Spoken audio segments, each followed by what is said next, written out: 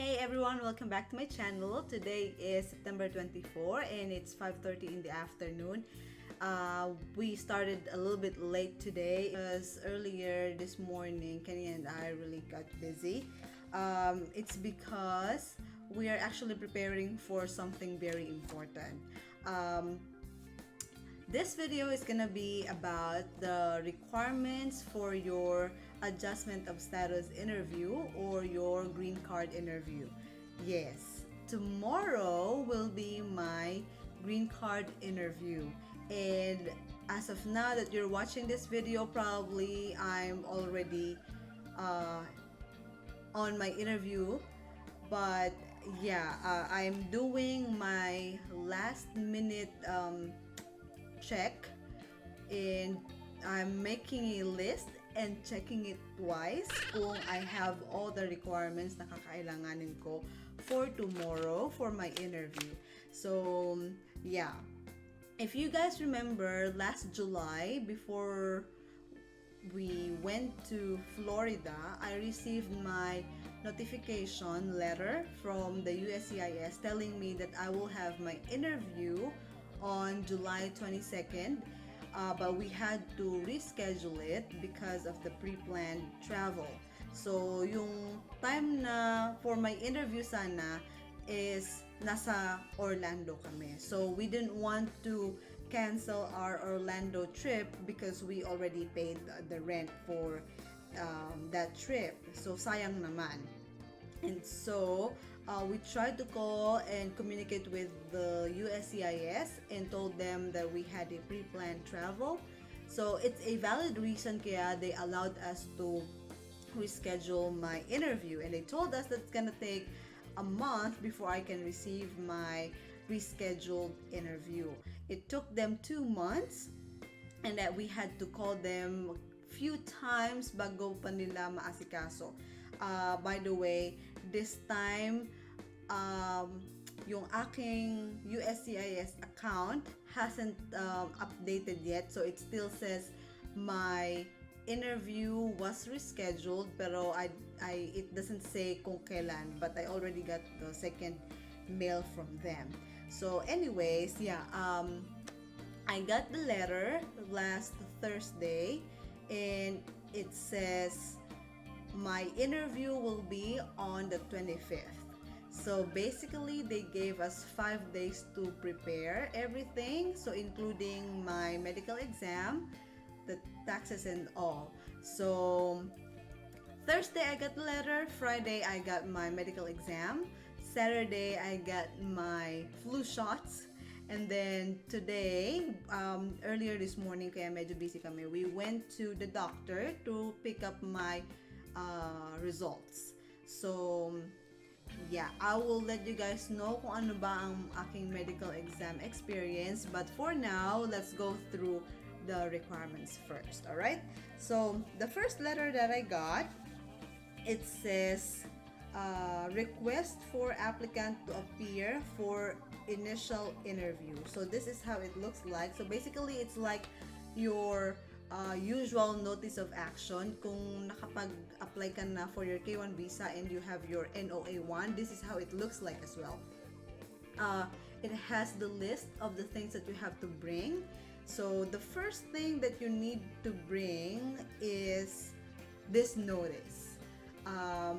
You also have to make sure na if your eligibility is based on your marriage, so let's say if you came here with a K1 visa and you got married here, you have to have your petitioner or your husband or your wife during the interview. It's a must. If you don't speak English fluently, you should bring an interpreter. So now, next thing that you will need is the medical exam. So the medical exam results, kung ikaw ay nagpa-medical exam for your K1 visa and then you got here in the United States, and then few months later you applied for your green card and then you have your interview, if it has not reached 1 year, it's okay not to have your medical exam. However, I had my first medical exam for my K1 visa in March 2018, and ano na bang month ngayon? September 2019. So it's more than a year. That's why on the second letter that I got, they basically told me that it's expired, so I have to submit a new one. So that's why I had to go to the doctor, and yung doctor has to be a USCIS approved physician. I will leave the link below kung saan mo ba pwedeng mahanap yung doctor or yung USCIS approved physician. And I basically got the idea from the Filipina Fiancé visa, because the first time I got the letter from the USCIS, I informed the Filipina Fiancé na I got my notification already, and they said they will give you a list of requirements, and then if you have to do your medical exam, here is the link for the doctors that you can choose from. So yun. And then you also have to bring your vaccination record from the one that you got from the St. Luke's. So I got mine and I brought it with me during my medical exam last Friday, and they told me that I have to have a flu shot. It's a required vaccine, especially this season. So yun lang naman yung na-add. Other than that, wala nang ibang dinagdag. So this is my medical exam. It says do not open for USCIS only.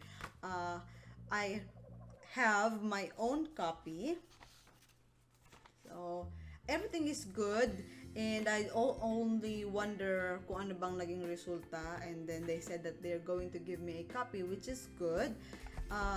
And they also updated my vaccination worksheet. So since I got the newest vaccine, the flu vaccine, they had to update my my vaccination worksheet.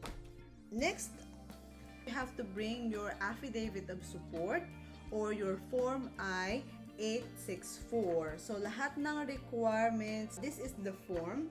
We are actually pretty sure na we submitted a form during our adjustment of status application, pero we want to make sure na may dala pa rin kaming extra just in case they ask for it. Mahirap na kasing dun ka pa hingan tapos wala kang dala, right? And then we have the individual or income tax return, so which is also needed. So if your husband or your wife is working, they also have to bring a letter from their employer or current employer if they are employed, verifying current rate of pay and average weekly hours and pay stubs for the past 2 months.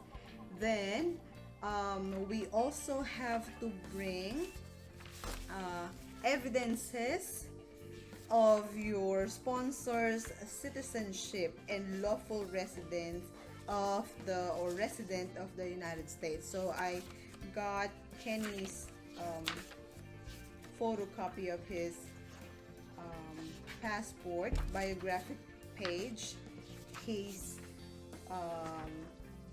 driver's license, and his birth certificate. I also have his original passport with me.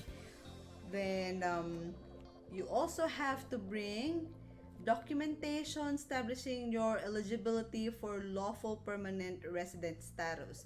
So right now, my status is, I don't know. I'm not on a K1 visa anymore, and my AOS is pending. So I wanted to bring my approval notice from the USCIS regarding my application for travel document and application for employment authorization.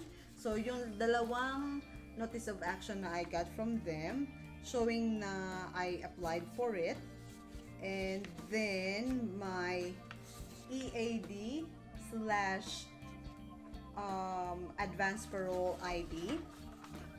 I also got my I-94 printed. So, di ba, we went back to the Philippines and came back to the United States. So, this is the newest one. So, I also have my photocopy of my driver's license, photocopy of my passport, and photocopy of the page that I have the seal from LAX. It says U.S. Department of Homeland Security parole. So, showing na I don't have a green card, but I do have my advance parole document, which means even though I don't have the visa, I can still go back to the United States. So, yon. I have my birth certificate. And so if you have children, you have to bring your children's or your child's birth certificate. You also have to bring a certified true copy of your marriage license. So I got here. Bring a supporting evidence of your relationship, such as copies of any documentation regarding joint assets. So we have a joint account. So I'll bring this one. This is the bank's consumer account agreement. I will also bring a letter from the bank with my name and Kenny's name on it. We haven't opened it yet, so it's actually it's not new. I think it's like a month old, but it's good enough to show them that we have a joint account. Then we also have to bring pictures from the wedding, of course. So these pictures will show na after your K1 visa you really got married. So I have the pictures here. So yan. And then everything na nangyari after the wedding. So lahat ng kaganapan like birthday or Christmas and Thanksgiving. So I have them all. So I made sure na may mga iba kaming kasama para at least alam nila na it's legit. So yan, I have my Thanksgiving picture right here with Kenny's family, and then yeah, Kenny and I and Corwin on Christmas Day. Then I also have my pictures of us during our visit in the Philippines after we got married. So this is when we surprised my family na hindi namin sinabing darating kami sa pupunta kami ng Philippines. I also have some pictures with Kenny's family in Florida. So these are the newest pictures we have. Pictures of us in the Universal Studios and some pictures in Tennessee. So this is the last page. So just enough to prove na we are still married. Yon. So yeah, and then there are some other things included here. Original or copy of each supporting document that you submitted with your application. Otherwise, we may keep your originals for our records. If you have ever been arrested, bring the related police report and the original or certified final court disposition for each arrest. Even if the charges have been dismissed, if no court record is available, bring a letter from the court with jurisdiction indicating this. And then, a certified English translation kung may mga document ka na are not in English. Basically, that's everything that you need for your adjustment of status. tomorrow is gonna be the day that I've been waiting for. I'm really excited to have my interview. I've been waiting for it. Took them more than a year to have my to give me an interview date, and I'm happy that I'm going to have my interview. By the way, another thing pala that I almost forgot. I will bring a copy of this itinerary from home away. So dito kami nagpa-book ng condo and ng house for our trip in Florida. This is just to prove na kaya kami nagpa-reschedule ng interviews because of this. So they didn't ask for it, but it's just good to have this document just in case they ask. So we don't want to, we don't want them to think na we just don't want to show up. So yeah, today we have to sleep early and get up early around maybe 8 so we can have breakfast, and then we have to leave by 9 a.m. My interview will be at 10:55 a.m. So normally they said that it will take 30 minutes, and I'll try to bring my camera so that I can inform you guys kung ano bang kaganapan. But I'm sure I cannot bring my camera inside the office itself, but I'll try to film on our way and on our way back. Yeah, and I'll keep you guys posted sa mga kaganapan. And next time I will also, so by the time you're watching this, I'm sure the interview is done already, and I hope that the interview turns out well. But yeah, I hope you guys enjoyed watching this video, and I'll see you next time. Bye!